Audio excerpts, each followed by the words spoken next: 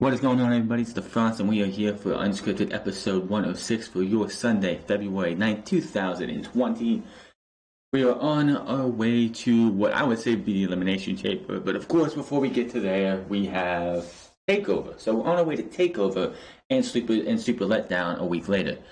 Now, if anybody is a football fan, the XFL is now underway. I just got done watching the first two episodes. First two games. I am, of course, recording this on Saturday after the LA Wildcats and Houston Roughnecks won at it in LA, getting hammered in the second half.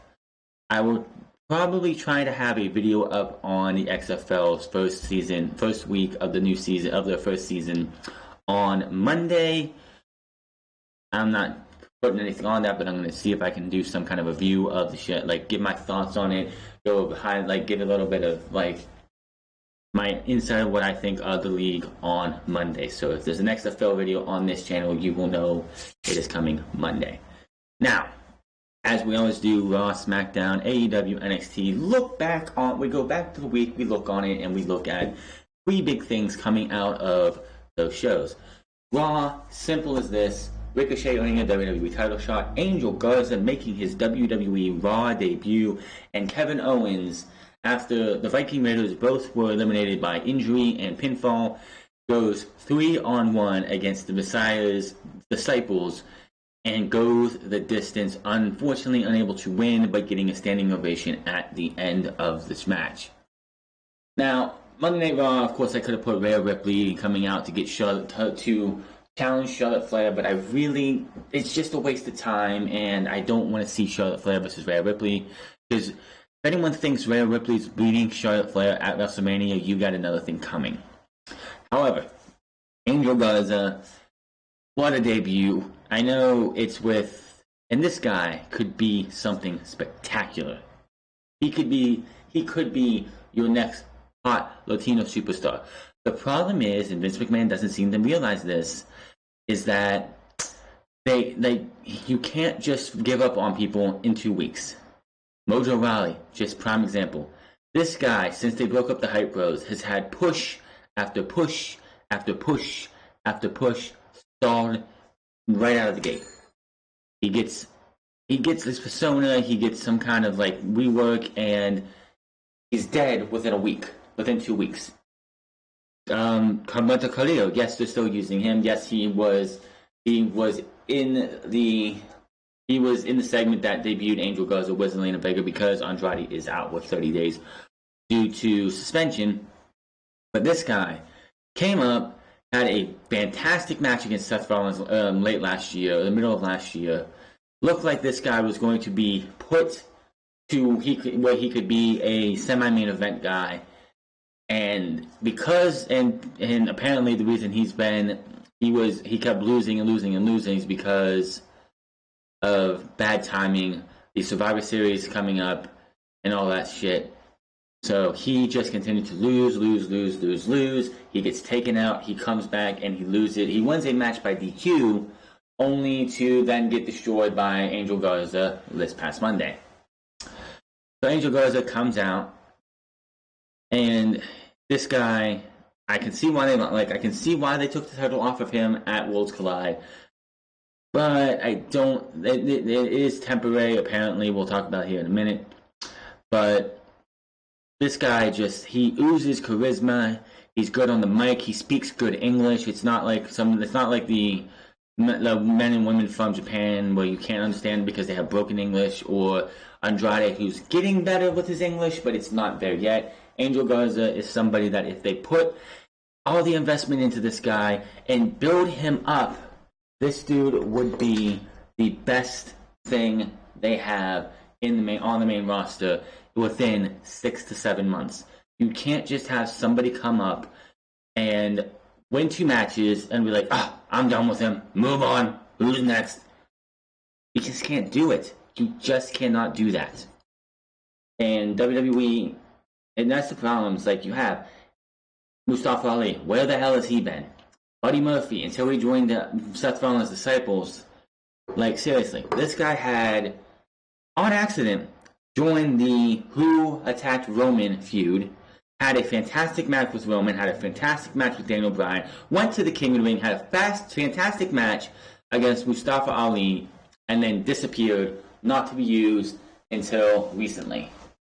This guy has potential to be a massive star. Cedric Alexander. Where the hell has Cedric Alexander been? There was the whole Roman Reigns versus Shane McMahon thing, and Cedric Alexander was the guy on the lucha mask, and the garbage guy who was wearing a lucha mask. And then he got to have some moves, some matches. He challenged for the United States Championship, if I'm correct, and he's gone. Where has he been? Where has Cedric Alexander been? Main event. WWE needs to start building stars, and Angel Garza could be one of those stars for the future. They just can't. And if this guy is to come, like, say Andrade's out for the next month, Angel Garza is going to be on every episode of Monday Night Raw, goes out there and just kills it to where they're like, you know what? We don't need him in NXT anymore. He's not doing anything with the Cruiserweights. We're going to put him on Monday Night Raw. We're going to have him and Andrade be a tag team, and then we could have ourselves a hell of a tag team for those two guys. Of course, managed by Zelina Vega.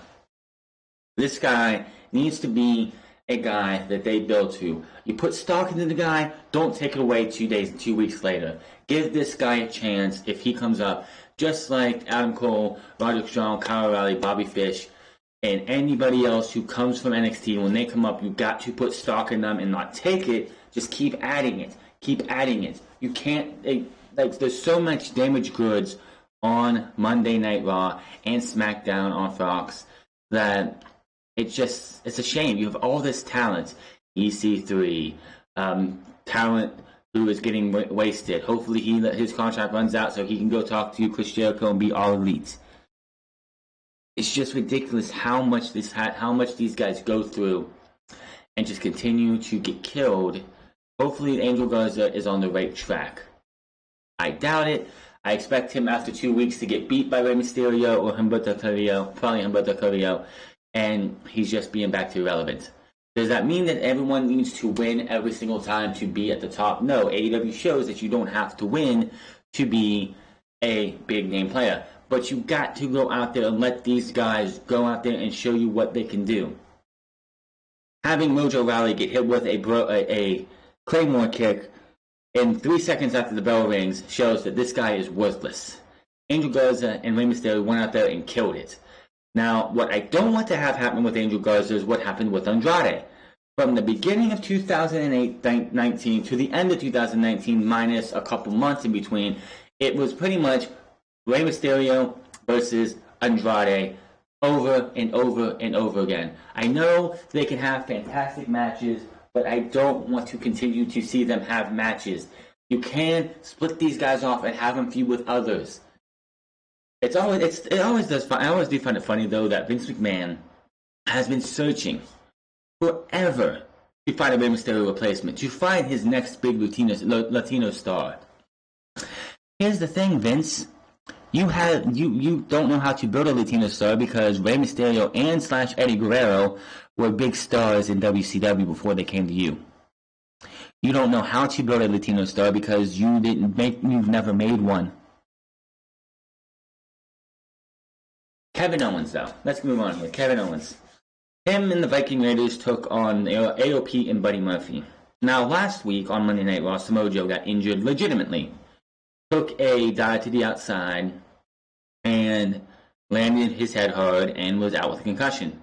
Apparently, he's doing better now because he will be in an 8-man tag match on this coming Monday, with Kevin Owens and the Viking Raiders against Seth Rollins and his disciples.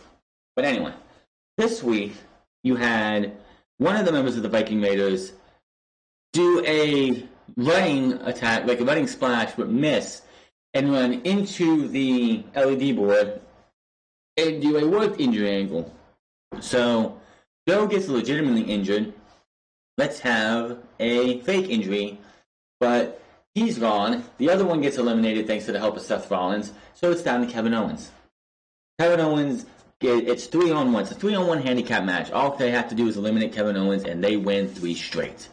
Buddy Murphy gets eliminated. One of the members of the AOP get eliminated. Kevin Owens looks like he's about to win this thing. Seth Rollins, of course, gets up. 2 spine busters. Match over. Kevin Owens did not win. However, after the match was over, the fans in Utah, which, by the way, Utah, to anybody who went out in that snowy weather, I'm in Ohio. We're now getting the snowy weather that we should have had months ago. But everyone who went there, they were going to have a good time. There was nothing on this show that was going to keep them from having a good time. But to see them give this guy the props that he deserved, it made Kevin Owens look strong. It didn't hurt the AOP. It didn't hurt Buddy Murphy. And it got Kevin Owens over more, even though he doesn't need to really get over because it's Kevin fucking Owens. That spot, in my opinion, could have went to somebody like an Aleister Black. Could have went to somebody who needs that type of momentum. I mean, yes, we did have like a couple matches where Drew McIntyre and Ricochet went crazy against each, like one-on-one against each other, and had fantastic matches.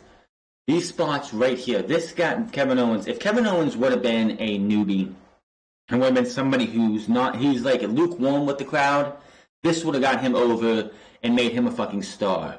Kevin Owens is already a star. He doesn't need it anymore.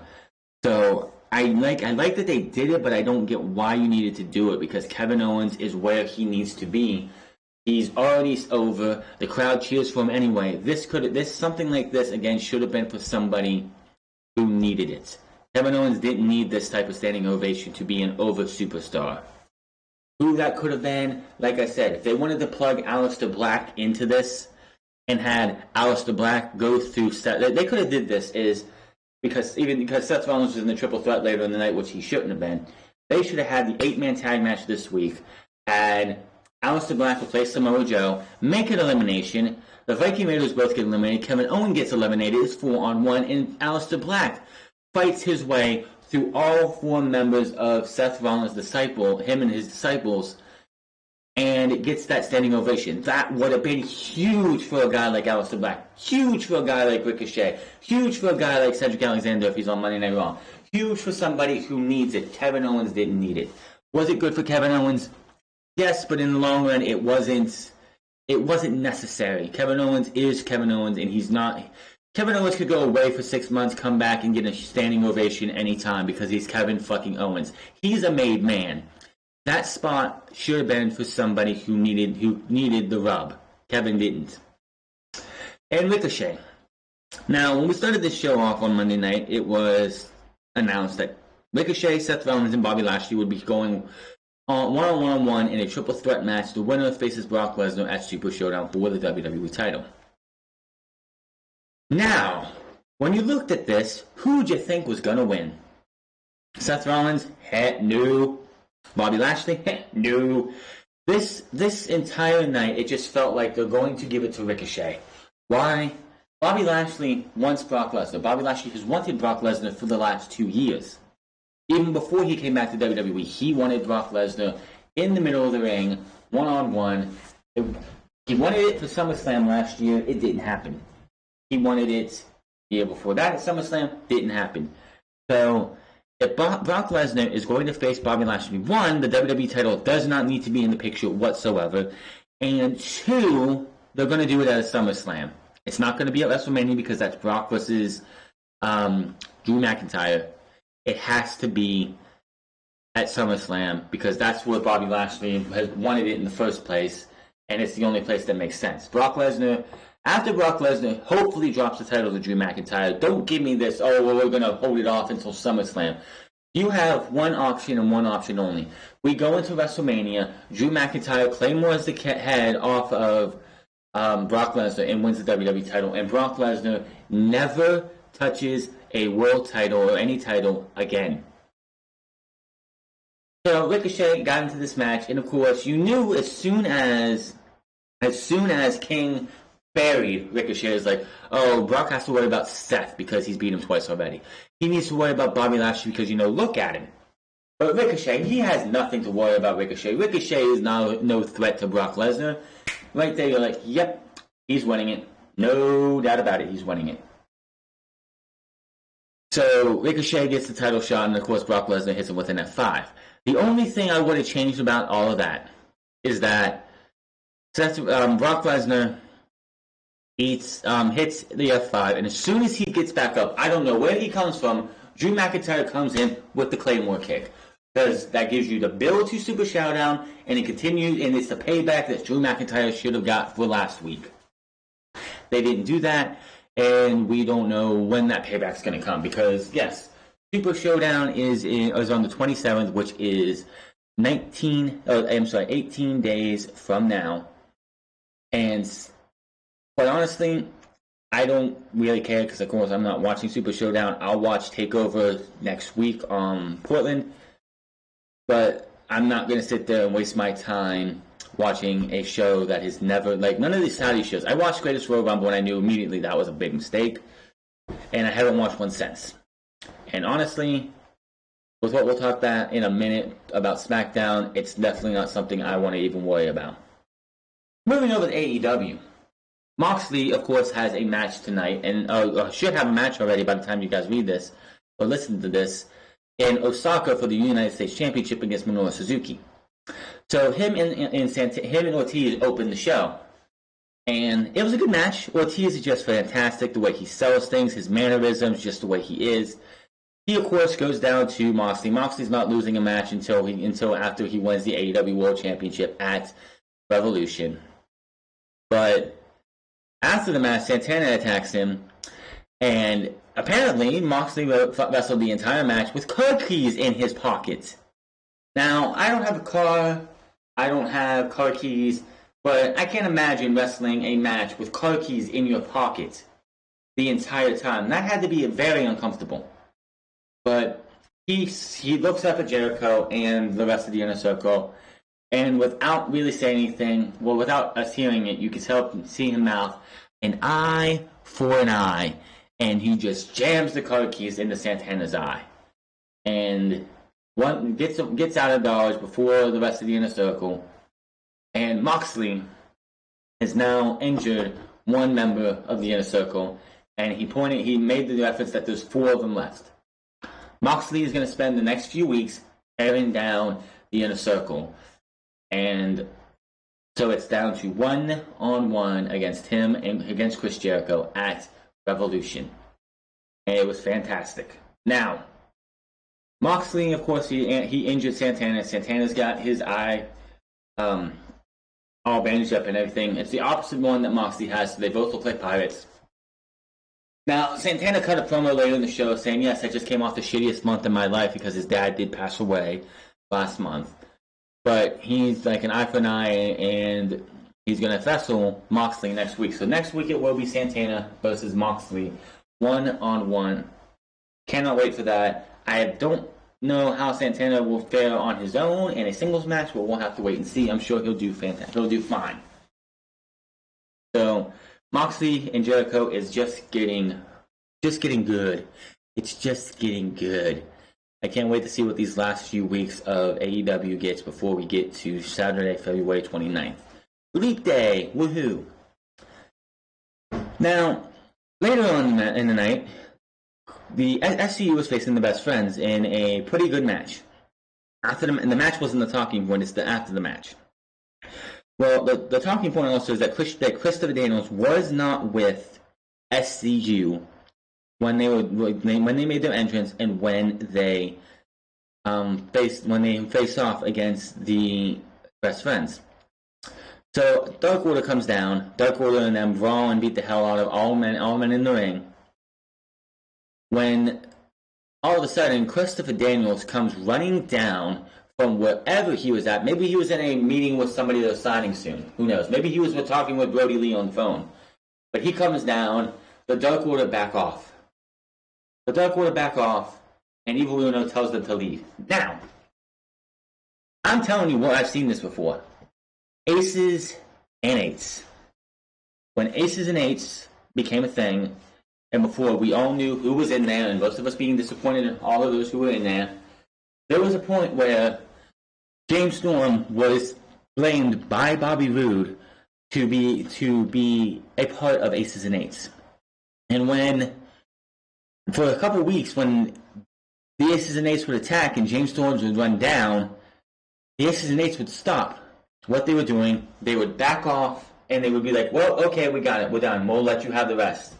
And they treated it as if he was a part of Aces and Eights, if he was the leader of the Aces and Eights. That turned out to be bullshit. He was attacked by Aces and Eights eventually. And it turned out that Bully Ray, of course, was the leader of the Aces and Eights. Now, Evil Uno and them, as I said, have an exalted one. Have a higher power, a leader. And Christopher Daniels comes down, he's wanting them to attack him, and they just back off. Christopher Daniels is not going to be the leader, is not going to be the exalted one. If he is, I will be absolutely shocked. This is just the same thing that the Aces and Eights did back in 2011, 2012, whenever the hell they were relevant in TNA.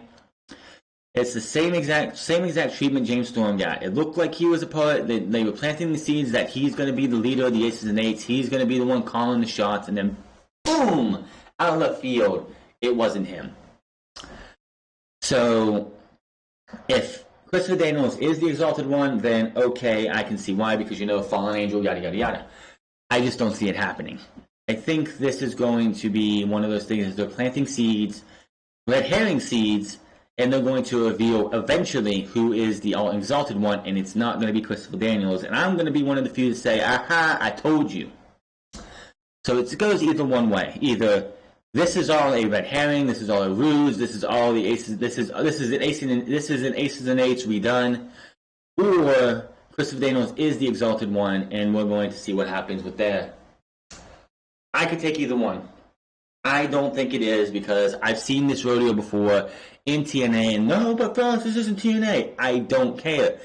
This is just what you do. You see something happen in a previous promotion, and then you revive it in your own thing.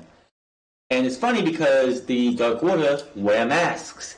What did the Aces and Eights do? They wore masks before they were unmasked. Which I'm still saying Brandon Cutler is a member of the Dark Order. A couple weeks ago on Dark, he and Sonny Kiss took on the Dark Order, and he did not get in the match whatsoever. Didn't even try to get in the match. And Cody. Oh boy, Cody. If you're a beer drinker, drink one for Cody for taking 10 lashes on live TV. My God, I would not want to take that. Just lash after lash after lash. I think it should have been 20, but hey, that's me. I think that would have went a little overboard though, but yeah. 20. Or 10. 9 from MJF and 1 from Wardlow. And my God, the one from Wardlow. I couldn't tell you how I don't know how he's feeling or how he's feeling after that. But man, oh man, Cody, you are a trooper, man. Going out there and taking those lashes. Now, one thing coming out of this was when he got to the 9th lash and he was on the ground and couldn't get up. The Young Bucks, Dustin, and Arn Anderson could not encourage him to get up, but Brandy Rhodes walks down. Not the Nightmare Collective Brandy Rhodes, Brandy Rhodes, Cody's wife. The emotion coming out of her voice, the fact that she looks like she was about to cry, saying, I wish I could take this for you if I could. You got this, baby, just one more. And just him kissing her hand and getting back up, taking that one lash across the chest, which was probably going to be aimed for the head, but he missed. Just made it look like they finally brought to the end the Nightmare Collective, because the night before, they had Mel and Luther beat down Awesome Kong, sending her bye-byes for a good while. And honestly, the Nightmare Collective started as Brandy and Awesome Kong, and if Awesome Kong's not there anymore, what's the fucking point of the Nightmare Collective? So I think this is the end of the Nightmare Collective, and I think Brandy needs to be with her husband by his side. When we get to Revolution and it's MJF versus Cody Rhodes, Brandy needs to be in Cody's corner. She needs to be in his corner, supporting him and helping him get through this match as he tears him apart. Maybe even getting a slap in while the referee's being distracted by Arn Anderson. Or distracted by Wardlow.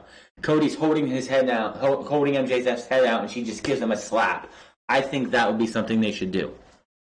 But I wish I could say it was hard to watch, but I loved every fucking second of it.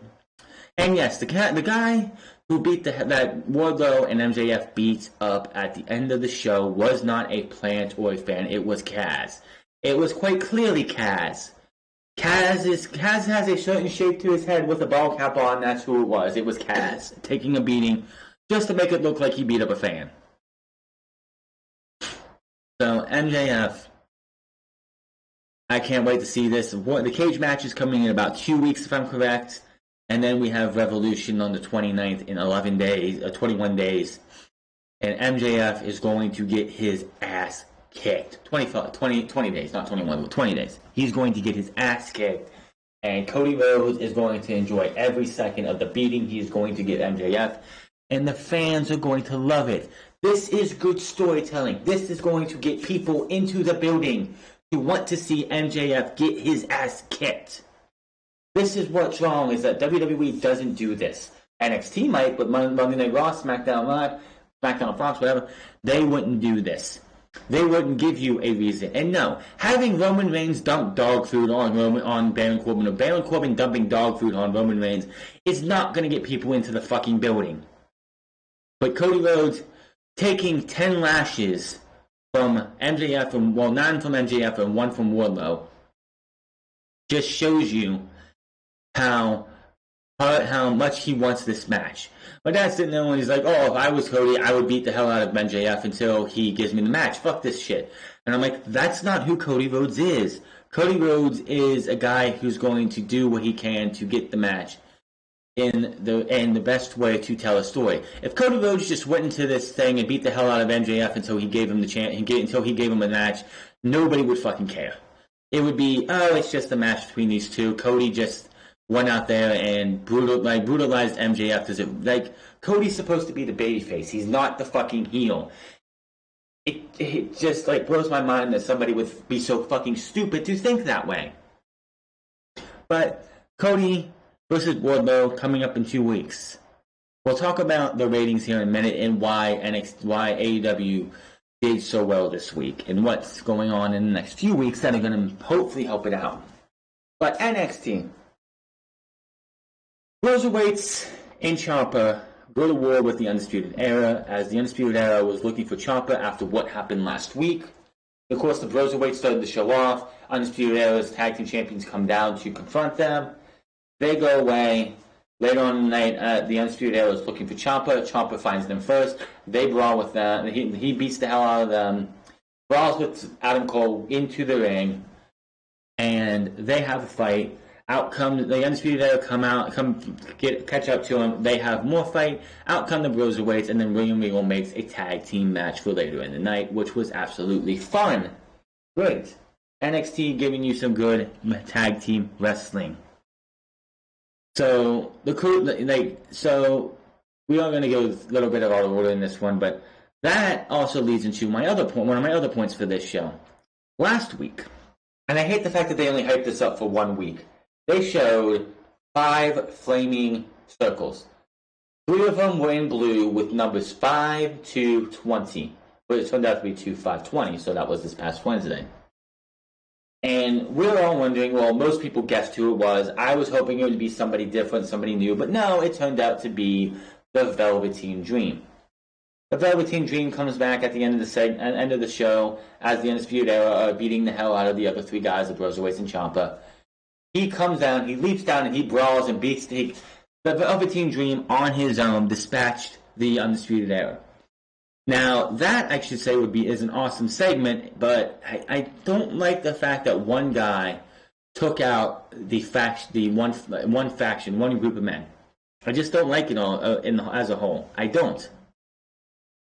But he comes back, and he does hit the Dream Valley Driver on Roderick Strong, and then he's wearing his spray brush tights. He grabs him.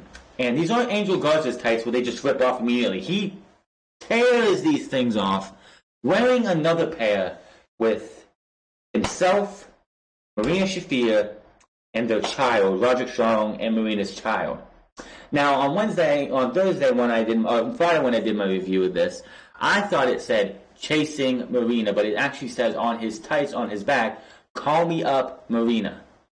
So that's Rick Rude shit right there, especially with it's not Marina on his crotch. I don't think you can get away with that nowadays. but on his knee, having himself, Marina, and Roderick Strong's child. Talk about getting personal. So it's going to be interesting what happens there. I don't want this match to take over Portland. We already have 6 matches. Takeovers are known for having 5 matches on the card. The fact that we have 6, I don't think it's a good thing. Save it for Tampa. Save it for Tampa. That could be the grudge match, or one of the grudge matches we get at Tampa. Velveteen Dream. Like, Roderick Strong doesn't want the match. Roderick Strong doesn't want the match at Portland. And Velveteen Dream wants nothing but to tear Roderick Strong apart. And he's going to terrorize. Like, the fact that they put Marina Shafir, and Marina's child, and Velveteen Dream on his Titan that says, "Call me up, Marina." You need that to build for a few weeks. I don't want them to rush this in because TakeOver's here is this coming Sunday? Next Sunday? Yes, TakeOver is next Sunday. I do not want them to throw this on here with a week and a half build. This needs to be something to where Roderick Strong does not want this match because he's like, I have nothing to prove with this guy. I beat this guy. I ended this guy's title reign. I have nothing to prove. And all the Velveteen Dream is going to do is continue to terrorize this guy. Probably run into and talk to Marina Shafir, pissing off Roderick Strong. You build towards Tampa. There is nothing wrong with NXT building for the next takeover in February before Portland is over. This needs to have a long build towards Tampa. This does not need to be thrown in at our next takeover. Just no. We already have 6 matches. If they put this on Portland, I will be a little disappointed. This is something that needs to have a lot more build than what it does right now. Now, Dijakovic. Dominic Dijakovic took on Damian Priest last week. And both of those guys talked to Keith Lee, and they were in the ring talking to Keith Lee, and they wanted a title shot. They had a match. Dominic Dijakovic won. You figured that would be enough to get this guy a title shot, but no, it was not. Dominic Dijakovic had to go through Killian Dane, and he did that. Excellent, good match between those two. I think Dane's best match since he's been back in NXT. That's my opinion. But after the match, it was finally decided that he is going to be worthy enough of a North American Championship match. Now, on paper, this is going to be a fantastic match. However, in the last 4 months, we have seen Dominic Dijakovic versus Keith Lee too many times. I think Adam Cleary on What Culture said 7 times. I don't know if that math is correct, but I just think that's too much. This match shouldn't have happened after I think they were on the first live episode when they went to 2 hours, or one of the first live episodes before they went to 2 hours. It should have happened there, and not again until now. We know what they can do. We know that these guys are going to go out there and try to kill each other. But I don't need to see these guys again and again and again. This match happens at TakeOver Portland. It doesn't happen again on NXT television unless both of these guys are going to be here around if they're doing War Games this year, which they need to do War Games because War Games is fantastic. Now, speaking of War Games, which hasn't been announced yet for this year, if they want to hold off War Games until Royal Rumble weekend and do it as Worlds Collide War Games, I would be fine with that. But that's a discussion for a different time. I don't need to see Dijakovic versus Keith Lee after this match. It's going to be fantastic. What else can they do? We've literally seen these two go out there and try to kill each other. What else do they have left to prove? What else do they have left to show that they haven't shown yet? I'm sure one of these guys is going to end up killing the other one. This is the last time. Keith Lee wins, and that is all there is to it. SmackDown. Oh, SmackDown. I enjoyed, outside of the Baron Corbin shenanigans in the first hour, I enjoyed the first hour for the most part. The Dirt Sheet and Baron Corbin erased those things away. SmackDown had a very good first hour. However, Roman Reigns versus Baron Corbin again. Somebody literally tweeted out a question asking, who do you want to see Roman Reigns face next because the feud with Roman and Baron Corbin was over, they thought. And I literally replied, are you sure about that? Fucking Super Showdown is on the 27th, 2 days before Revolution. Why would WWE Why would WWE finish a feud between Baron Corbin and Roman Reigns when there's Super Showdown?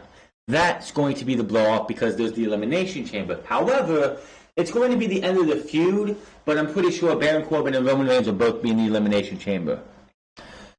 And, of course, Roman Reigns is going to win. But just so many times. I'm glad it's happening at Super Showdown because I don't have to see it. Unfortunately, I have to see the build for the next 2-3 weeks. Give me a fucking break, Vince. Nobody wants to see Baron Corbin versus Roman Reigns again and again and again. At least there's only 2 SmackDowns between now and Super Showdown. Goldberg. The big thing coming into this show on Friday was Goldberg was going to pick his next opponent. And a lot of people were expecting before Baron Corbin and Roman was made for a steel cage match that it was going to be Roman versus Goldberg, which would be an awful match. I don't think anybody expected The Fiend. Nobody expected Bill Goldberg to challenge The Fiend. But he challenged The Fiend. And that match is happening. Why? Because WWE must have a deal with the Saudi Prince that every single fucking title, almost every single fucking title, has to be on the line. That's the only thing that I can think of is that every single fucking title has to be on the line. And that's what we're getting. We're getting Goldberg versus The Fiend. I know it's going to be a disaster. The Fiend's matches are known as being him getting his ass kicked and getting up over and over and over again until he's done playing games. He hits the sister Abigail, puts him in the Manimal Claw, and that's that. Goldberg's matches, when they're done right, are spear, jackhammer, 1, 2, 3, that is it. This is not going to fucking work at all. What happened the last time Goldberg was in a long match? Oh, that's right, it was against The Undertaker. What happened? Injury, concussion, fucked up, and it was one of the worst matches in all of WWE in the last 6 or 7 years. I don't want to see this match, and I'm not going to watch this match. To anybody who wants to watch Super Letdown, just hope and pray that Goldberg doesn't end up getting more hurt than he has before. And I have nothing else to say about that. Carmella. So, let me get this straight. Naomi comes back last week. Bayley's on the mic saying she has beaten everybody in the women's division. Everybody. Naomi comes back, and it looks like they're going down that road that she's going to be the challenger to Bayley. Now, since the Elimination Chamber isn't until next month, probably halfway through the month, so nothing else I can say about that. This very well might be true. They did not say where Carmella is going to become number 1 contender, where her title match is going to be. It could be in 2 weeks. It could be next week. We don't know. It could be the night after Super Showdown. We don't know. However, they had all the signs towards that. They hinted with the way the match was done, the way the match was laid out, the way they even did the opening of the match. Carmella, Alexa Bliss, and Dana Brooke were already in the ring, and Bayley was outside the ring gloating before Naomi, the only person in the match to get a proper entrance. Everyone else got jobber entrances. Even Alexa Bliss, one of WWE's favorites, got a jobber entrance. So it's like, gee, I wonder who's going to win this match. Then Naomi gets into a brawl with Bayley, and Bayley fucks her up and throws her up against the steel steps, and it makes it even more looking like Naomi is going to win this match. But in the end, that didn't happen. Which, by the way, Naomi, can you do something else other than the rear fucking view? That has got to be one of the worst fucking finishers I have ever seen in my life.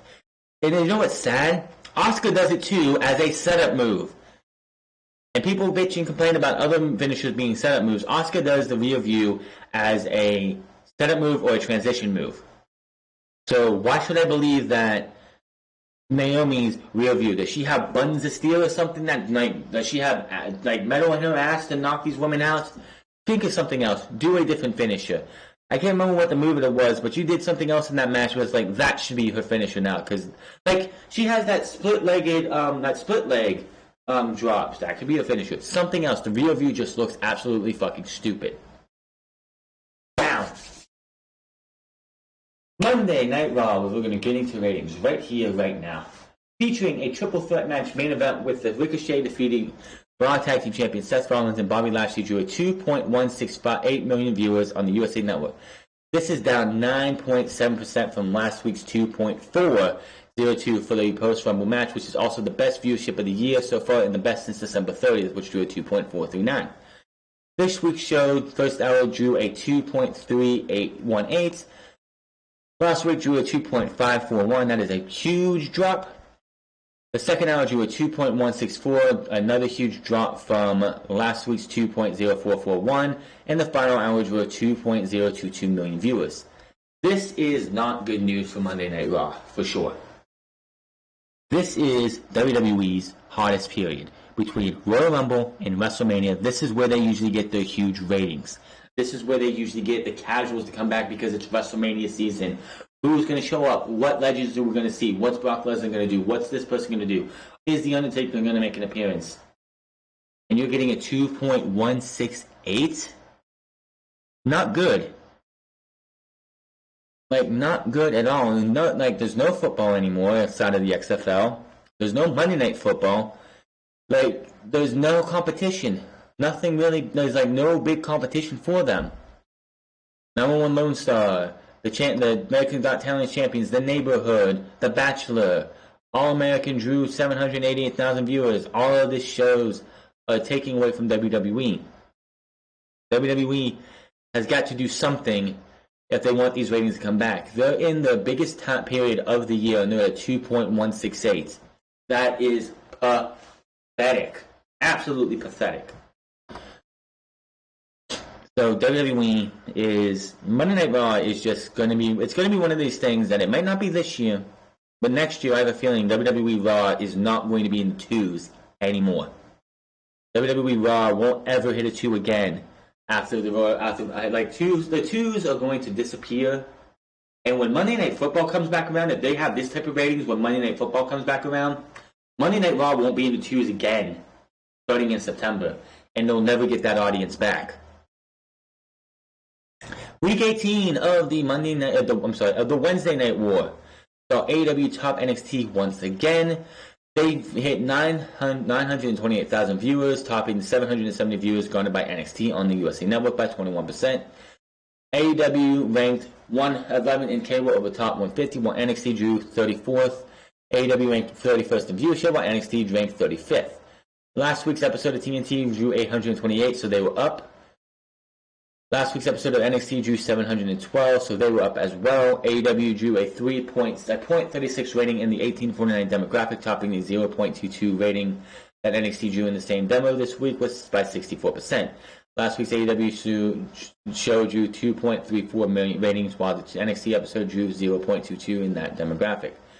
Due to the Senate impeachment covering the 5 on Fox News channels topped the nights at 18 to 49 demographic on cable at a .52 with a 5.336 million viewers. FNC's impeachment coverage at 3:55 topped the day on cable viewership with 5.404.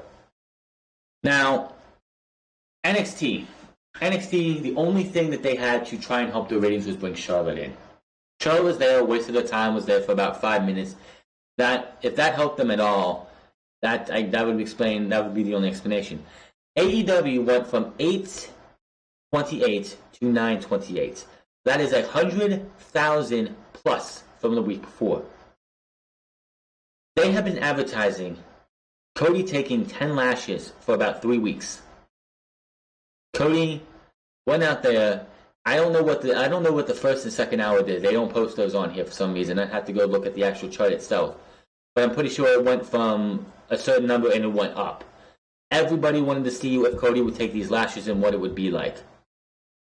Now, next week, like AEW did something this week that WWE doesn't do that much, and they don't even go this far. They said, well, here's what's going to happen next week. It named a couple matches. Here's what's going to happen in 2 weeks. Named about 2 matches. Here's what's going to happen in 3 weeks with Pac and Kenny Omega. I'm telling you right now, Wardlow and Cody is going to be happening on the 18th. That is 9 days from now. 9 days. That has been that will be about the 4th, 5th, or 6th week that match has been advertised. So those ratings are going to be fucking huge. 3 weeks of build, 3 weeks of promos, 3 weeks of hype for Pac versus Kenny Omega in a 30-minute Iron Man match. That is going to give these ratings huge ratings. Monday Night Raw, SmackDown. They can't even advertise something for a week. When SmackDown was on USA, we would have something advertised on Monday Night Raw coming up tomorrow on SmackDown Live. This match is going to happen. And then we get to that show, and that match doesn't happen because Vince McMahon changes his mind. Coming up on Monday Night Raw, because you'll see it on Twitter. Coming up on Monday Night Raw, the 8-man tag team match. I'm pretty sure I read this somewhere, but the 8-man tag team match we're getting this week was supposed to happen not this past Monday, but the week before that. What happened to that? I can't tell you. And the difference between AEW and Raw and SmackDown are quite simple. Tony Khan and and anybody else who works on things, they've set things in stone. They happen, unless of course, like Chris Statlander did on the first episode, where she was this year that she was supposed to face off from Riho. She had a match at Bar Wrestling or something that she had to a commitment she needed to fulfill, and she did that. And AEW let her do that, so they changed it around. But other than that, Vince McMahon changes his mind all the time. Tony Khan and them do not. If they say they're going to have a match, that's going to happen. If WWE said Raw next week that Kevin Owens and Seth Rollins were going to have a 30-minute Iron Man match, and advertise it all all week long, and then we get to Monday Night Raw, and that match doesn't happen because they change their mind all the time. That's one of the biggest reasons ratings are not as high as they used to be. Why ratings continue to slip for the WWE? Because they continue to false advertise stuff. Whether it's a match, whether it's a segment, whether it's somebody showing up, they false advertise all the time. And it hurts Raw, and it hurts SmackDown. Most of the times when you see something on NXT being advertised for 2 weeks in advance, it's going to happen. When Keith Lee got his NXT North American Championship match, it got advertised 2 weeks in advance, and guess what? It happened when it was advertised. Maybe Vince McMahon should sit back, look at NXT, see why this thing should be getting ratings, but it's for some reason not, because DVR or whatever. Advertisements help. If you advertise something, stick with it. Cody getting those 10 lashes was always going to be a ratings boost for AEW. Will next week's be a rating boost? No, I expect them to fall a little bit. But when we get to Wardlow versus Cody, I guarantee you that's going to be a higher ratings. They might hit almost 1 million on that episode, because everybody wants to see Wardlow versus Cody. What is Cody going to do? What is Cody going to go through to get that match with MJF? The only thing that's going to hold that match back is we don't know what Wardlow is like. We don't know how he wrestles, unless you're from the Pennsylvania or whatever area that he wrestled in, I guess. You don't know. I don't know. Only certain people know, and I'm not one of them. So AEW is doing almost everything right, and hopefully getting rid of the Nightmare Collective is on their task too. Maybe that's what they're doing, and hopefully they get rid of it completely. Now, SmackDown, of course, this is a prelim. This is not what it's actually going to be, and it never is, and it usually falls. Drew an average of 2.547 million views and an overnight rating, according to Showbuzz Daily. Hour 1 drew at 2.555 million viewers, and Hour 2 dropped to 2.539 million viewers. That's actually, I think that's the smallest drop from Hour 1 to Hour 2 SmackDown has had on Fox since day one. Since week 1 when they dropped so much. SmackDown also drew an average of 0.75 rating in the 18 to 49, which was second for the night behind ABC News, the Democratic Debate, which averaged a 1.1 in the same demo. If the number holds up, which it never does, it would be up from last Friday's episode, which drew a 2.497 million viewers with a 0.8 rating in the 18 to 49. Like I said, SmackDown had a pretty decent show for the first hour. And then the Sheamus and Apollo Crews and everything else happening after that just seemed to drag the show down. SmackDown was 7th among the networks in viewership. It came in behind ABC News the Democratic debate, which I'm surprised that... See, this number does... I guarantee you this number is going to fall dramatically. They had a Democratic debate on Friday, head-to-head with SmackDown. And SmackDown was able to hit... And SmackDown was able to hit a 2.547 when last week they were at a 2.497, and they keep fluctuating down, up, and down. I don't buy... This number is not going to stay. They never stay. There has not been 1 week of SmackDown that since they moved the Fox in October that the prelim number has stayed or went up, except for like once or twice. It's always dropped. So we'll just have to wait and see with SmackDown. Now, of course, the Democratic debate top tonight was 7.588 million viewers in the first hour. Let's move on to some news here. Rusev. Where's Rusev been? Rusev, they brought back a couple months ago, as supposedly the father of Maria Kanellis' baby, which turned out to be bullshit. And then all of a sudden, Bobby Lashley returns with Lana. Lana is cheating on Rusev with Bobby Lashley, being a total shrew, a bitch, or whatever the fuck you want to call her, giving us one of the worst storylines in the 2010s. And there have been some pretty bad ones over the last 4 years. But the marriage happened, they had a couple matches, and then Bobby Lashley and Lana stayed on TV while Rusev disappeared. Rusev is off of TV due to contract disputes, according to Wrestling Observer newsletter. There's no yet on what led to the dispute. Rusev last worked on Raw on January 20th as he and Liv Morgan lost to Lana and Bobby Lashley in a mixed tag team. He has feuded with Lana and Lashley for several months, sometimes getting the main event slot of the show. There is speculation on the blow-off to be Rusev versus Lashley feud past the wedding in the mixed tag match, but it looks like Rusev will never get his true revenge now that he's been taken off TV. It was noted this could change if the contract situation works out. While Lana signed a new 5-year deal with WWE last year, it was reported last summer that Rusev's deal was also expected to expire. There have been rumors of the Bulgarian brute leaving or being unhappy with his spot in the company. We noted back in mid-January how they changed. His Twitter bio indicated that he would be leaving soon. His bio changed to soon to be a free agent, and now it reads, as it's been changed again, add a bio to your profile. Stay tuned for more updates on Rusev leaving. Why would he be happy? Just look at Rusev. After he lost the United States Championship to John Cena at WrestleMania 31, after coming out on a fucking tank, having one of the best entrances in WrestleMania history, what did they do to this guy? They did a cucking storyline. They did him and Lana breaking up. This is before they were engaged to be married. They were still dating. Having them break up, and Rusev get Summer Rae, Lana get Dolph Ziggler, and just humiliating this guy. Then came the League of Nations. Then came Rusev Day, something that they should have went all the way with. Rusev and Aiden English as a tag team was over like Rover. These guys were just fantastic as a team, and everybody loved them. But what did WWE do? Nothing. They saw no potential in it, and they did not do what they should have done. That fatal 4-way tag team match with Rusev Day, the New Day, Usos, and I believe Heath Slater. What was the other team? There was 4 teams, but I know New Day, Rusev Day, and the Usos were in it.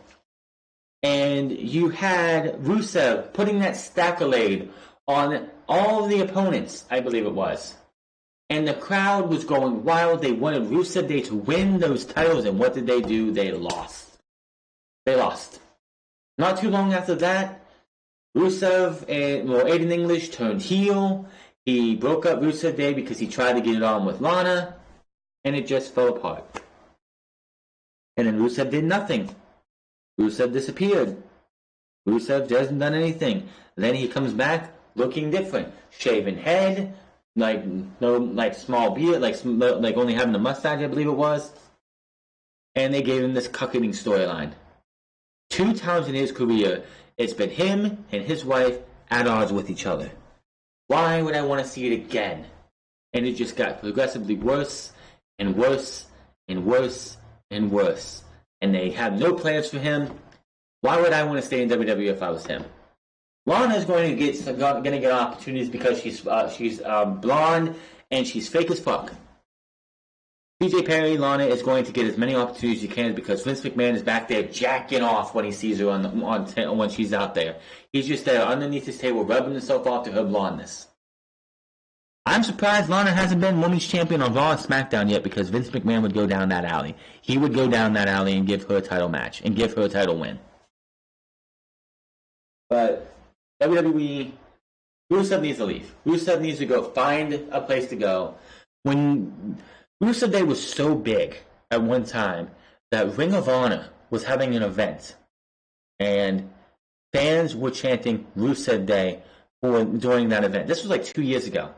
That's how big Rusev Day is. Rusev Day is still chanted today, even though Rusev Day has been canceled for months, if not a couple years. It's time to just let your contract run out and go do something else. Hell, Moxley is doing just fine in AEW while Renee Young's in WWE doing her thing. You don't have to be, just because your wife is doing something in WWE that nobody fucking cares about, go do something that makes you happy. Not being in WWE. If being in WWE makes you happy, doesn't make you happy, then why be there? It's just ridiculous. I think it's time we talk about the fourth quarter and full-year earnings call from Thursday. Interim Chief Financial Officer Frank Riddick and SVP Financial Planning and Investor Relations Michael Wentz were hosting the fourth quarter and full-year earnings call in WWE headquarters in Stamford. The call opened 5 minutes late as the operators go over the rules. When Wentz welcomes everyone and says the talk will be hosted by just Vince and Riddick today. Former COO, co-presidents George Barrios and Michelle Williams also usually handled this before last week's departure. Vince takes over and thanks everyone. He touts record revenue and profit for the year and the new Raw and SmackDown distribution deals. He mentions how USA Network and Fox provided powerful platforms for the company. Talks more about growth and some of the numbers from the press release. He brings up the management transition with Barrios and Wilson leaving. He says, this decision does not reflect a change in their strategy and was made after careful consideration, and that the company remains focused on growing content and expansion, engaging fans across all platforms. Vince says the decision was based on a different view of execution in their areas of focus. He says Barrios and Wilson made more than significant contributions to WWE over the years, but with them gone, WWE won't miss a beat as they have a strong team and plan.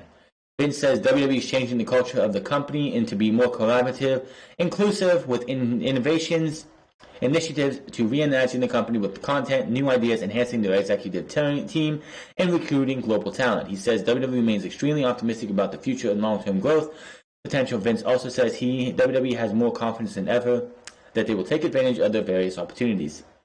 Franks takes over and goes over some of the numbers from the press release due to the launch of the other streaming platforms and the importance of live content.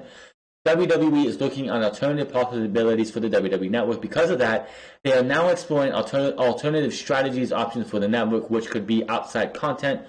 Franks talks more about international TV partners and touts Total Bellas and Miz and Mrs. Also talks about some of the mobile gaming success, mainly WWE Champions. More than 40,000 fans came to Chicago for the Survivor Series weekend. They reiterate how WWE is confident about the future, taking advantage of growth opportunities and exploring new revenue streams, including sponsorship deals and monetizing content. Frank turned it over to the Q&A portion of the investors now. Vince noted that they had a lot of options when it comes to network monetization, including operating how they are now, plus with the free and paid tiers. Vince said there's no better time to exercise on selling the rights to the majors, who he said are clamoring to get WWE content. Bullshit. Presumably the major networks. Vince said this would be a significant increase in revenue. Another caller asked if they will ever partner with or merge with the XFL. Vince said no, because the Football League is a completely separate entity. He briefly plugged this week's launch and said it is completely separate from WWE. Vince said again that there was very strong interest from the majors when it comes to WWE's OTT, which is over the top streaming content. WWE will definitely pursue the options if they move forward with the network as it is. A caller asked about what's taking so long with the India and Middle East TV deals. Frank mentioned regularity changes in India and indicated that the MENA which is Middle East and North Africa deal, is moving slow because of the way the Saudi Arabian government does business. Vince wanted to add more in regards to the major players being interested in WWE's OTT content and said if they move in that direction, they would be announcing the deal in the first quarter of 2021. That's how far along they are. I think that's 2020, not 2021. So they are talking with these major players. Another caller asked Vince what they have done over the past few quarters to improve content and engagement, and how much impact do Paul Heyman and Bruce Pritchard have on Raw and SmackDown. And Vince does believe he needs to spend much more on a talent to help stimulate engagement. Vince responded and said they think that what they've done so far as TV ratings and higher production values, better storylines, which is total bullshit right there. I'll stop you right there. Better storylines, like what? Dog food, eating dog food, having a dog mascot come out, having a infidelity, not one but two infidelity programs in less than a month in between each other. Give me a break. Name me one storyline on Monday Night Raw outside of Edge versus Randy Orton, which is fantastic, has been that people actually want to invest their time into. None. Absolutely none. The acquisition of top talent while bringing on new talent is paramount to what they do. He said the ratings show growth. Really? Really? What growth? SmackDown's ratings are whatever it is. Monday Night Raw has been hemorrhaging ratings for years. For years.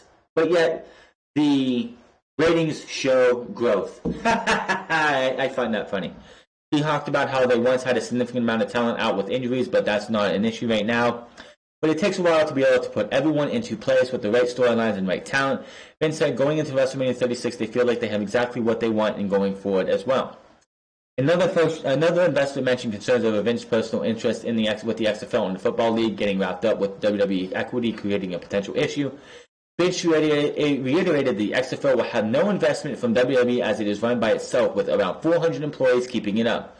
Craig also spoke up and said there was no plans for the XFL to be put back into WWE as it is a completely independent entity. Another investor mentioned AEW trying to fill a niche with edgier content and asked Vince how AEW has changed WWE's content. Vince says AEW has not changed WWE's content at all because it's all about WWE's characters, storylines, and resolutions. Oh, really now? It hasn't changed your content. Really? That's why you gave us AJ Styles versus Seth Rollins so close to AEW's next pay-per-view or one of their special events. That's why talent has been getting paid more. That's why you see the Revival on television every so often. While the Revival have been given tag team title championship runs because you've been trying to say, here guys, here look, we'll give you this title. We'll give you this title. Just have to sign on that dotted line, and we'll make your tag team ventures worthwhile. Yeah, AEW hasn't changed WWE at all. Give me a fucking break. Another lie from Vince McMahon.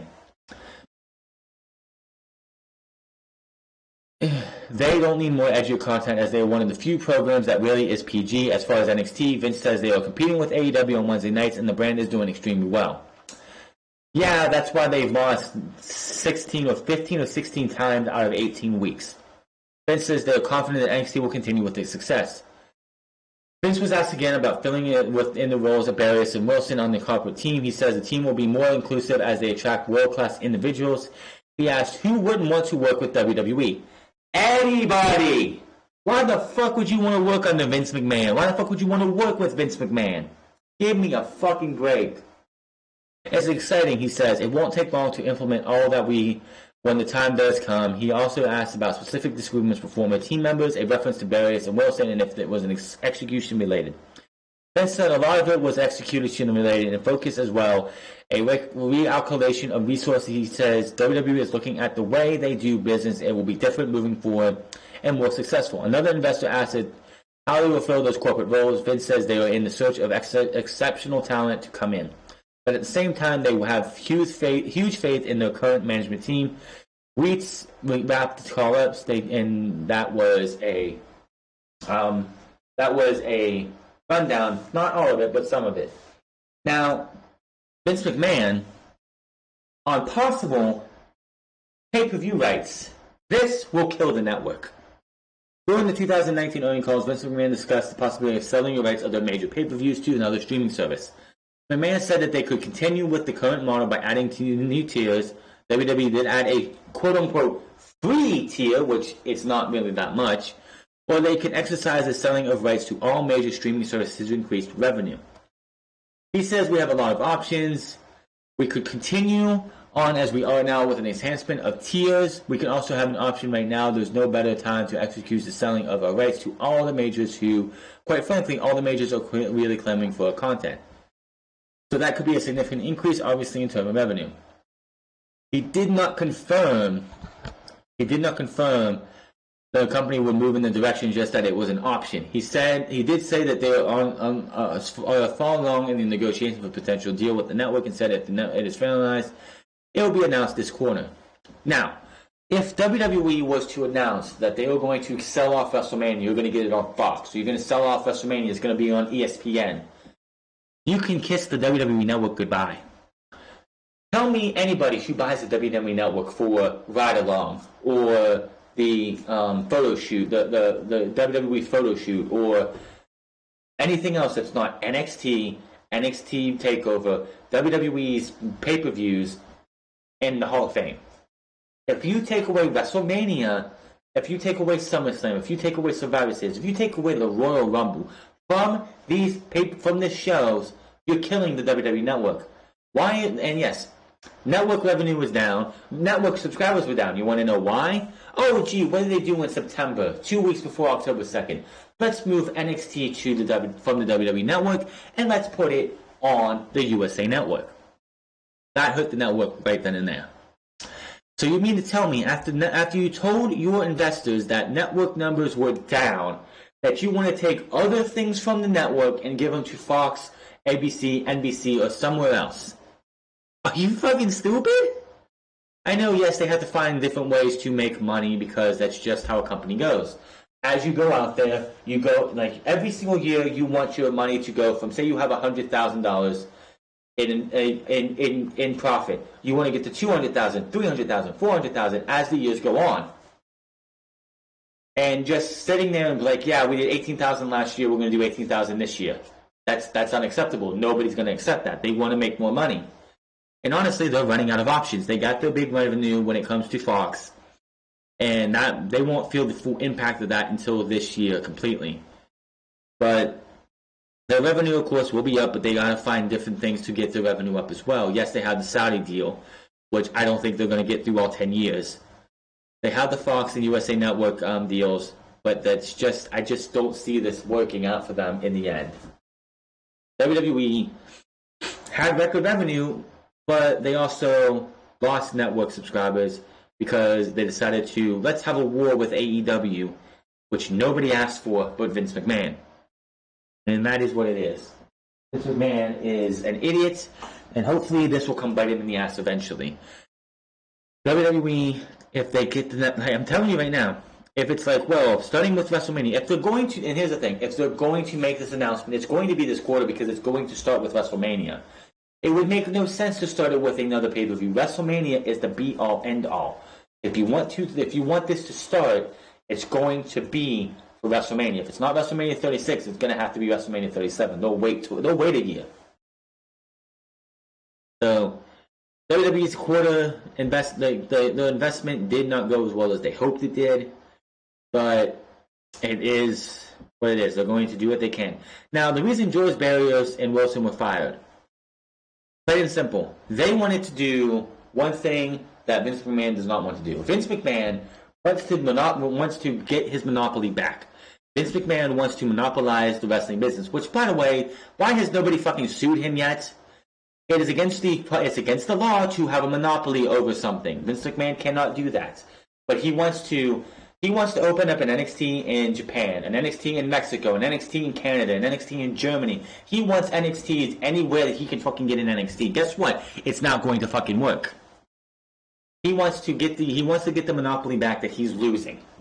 While George Barrios and Wilson wanted to take the money that WWE's made and turn it into more money. But Vince McMahon wants to spend that money to get all the talent that he can off the indies. He pretty much wants to kill the indies and keep everyone away from AEW, New Japan, Ring of Honor, and build NXTs for these people to go. It's not going to work. I don't want WWE to even think that they're going to be able to go to Japan and make an NXT Japan and expect it to work. NXT Japan will never work. When, say NXT Japan gets started up, and NXT Japan has a show the same day as Wrestle Kingdom. Do you think Japanese fans are going to go to that NXT Japan show, or are they going to go to New Japan and go watch Wrestle Kingdom? What if it's during the Dominion tour? Do you think they're going to go watch an NXT Japan show? No, they're going to go to fucking the New Japan. What about something with Pro Wrestling? No. What about All Japan Pro Wrestling if it's still around? Shimmer, Stardom, all these things. WWE cannot, even if they want to try to get a foothold in Japan, it's just not going to happen. They'd have a better chance in Germany, but I don't think that needs to happen. Mexico, good luck. CMLL and AAA and other ones. Like CMLL, like Mexico and Japan is not a chance in hell WWE is going to get NXTs there. They would be foolish and stupid, but Vince McMahon is dumb enough to do it. One way or another, this all is going to bite Vince McMahon in the ass in the long run. Moving on here. WWE has announced 2 new PC signings. It was announced during WWE Backstage on FS1 that WWE has signed 2 top free agents this week, former Impact Wrestling star Killer Kross and top indie star Timothy Thatcher. WWE issued an announcement after Backstage confirming that Kross and Thatcher had been reporting at the Performance Center in Orlando. No word yet on when Kross and Thatcher will begin their NXT stay, but they stay tuned. I have a feeling we'll see Killer Kross and Timothy Thatcher in Portland in the crowd like we see every other big name player that has come through NXT has been seen in the crowd at a takeover. So, and the reason Timothy Thatcher, by the way, there's a reason that Timothy Thatcher has signed with WWE is because he couldn't get a deal in Japan. He had tried to get a deal in Japan and it just didn't work. So he decided, fuck it, I'm going to go sign with WWE. Killer Kross, his girlfriend, is working for WWE. She's in the Performance Center. She actually... She made her impromptu debut, I believe it was, in a backstage segment or something a couple weeks ago on NXT. I could be wrong. I'm pretty sure that wasn't she attacked by Shayna Baszler or something? I'm pretty sure it was something, but I can't remember. So, Killer Kross is going to be somebody who is going to just... I know he's not going to keep the name Killer Kross, I'll tell you that right now. WWE is not going to let anybody have the name Killer on their TV show. Kevin Kessar, should be interesting to see what happens with him. Now, Angel Garza, as I noted earlier, he was on Monday Night Raw with Zelina Vega. The storyline was that Vega brought Garza to the show to confront his cousin Humberto Carrillo 1 week after Carrillo put U.S. champion Andrade out of action with a DDT on the concrete. Garza ended up attacking Carrillo until Rey Mysterio saved him from a concrete DDT. Rey vs. Garza then ended in a DQ after Rey was dropped on the exposed concrete. Garza is still a member of the NXT roster, as you saw on Wednesday when he took on Isaiah Scott. The idea of Garza on Raw is that he is still an NXT talent, but he is on Raw because Andrade violated the wellness policy and is out for 30 days. And WWE needed something strong to keep the feud going. It's always possible that Garza remains on the main roster, perhaps in a stable with Vega and Andrade, which would honestly be fantastic. It looks like Mysterio also will be out of action for several weeks. The storyline is that Andrade is out for several weeks due to the concrete on he took from the Carrillo. Rey took the same move from Garza last week. Derek Meltzer speculates that Rey Mysterio could be going on vacation, but that hasn't been confirmed. Andrade will be eligible to return at the end of this month. On the 27th, I believe, right? No, the 29th. He'll be able to return on the 29th, if I'm correct. Let me confirm with that 1 second here. No, 27th. Yeah, he'll be able to return conveniently for Super Showdown. Conveniently, he could return for Super Showdown. If they wanted to put the United States title on the line at Super Showdown, they could do it because Andrade's suspension is up on... It was effective January 30th, and January 27th, and 27th is... Super Showdown. It has been reported that there has been plans for a lengthy feud between Andrade and Humberto, which ends up going into WrestleMania 36. And that is actually all the news I have for today. I didn't realize that was all I had, but it's going to be interesting to see what happens in WWE over the next 12 months. XFL getting started as of yesterday, which of course I'm recording this on a Saturday. The Vipers and the Guardians will be going head to head, and the Battlehawks and the Red Roughnecks go head to head as well on this week. So today. So I will have hopefully a breakdown and something. I don't know. I'll have something maybe on Monday afternoon for you guys for the XFL. Tuesday for Raw. Wednesday, we have nothing, of course, right now. Thursday, NXT, AEW. Friday, NXT. Saturday, of course, we'll have SmackDown. And then, of course, Sunday, episode 107. Thank you guys for watching this. Hit that subscribe button. Comment down below. My goal is to get to 200 subscribers before or at WrestleMania. Can you guys help me out? I hope so. And hopefully XFL stuff will help me out as well. Until then, my name is France, and I'll see you guys later.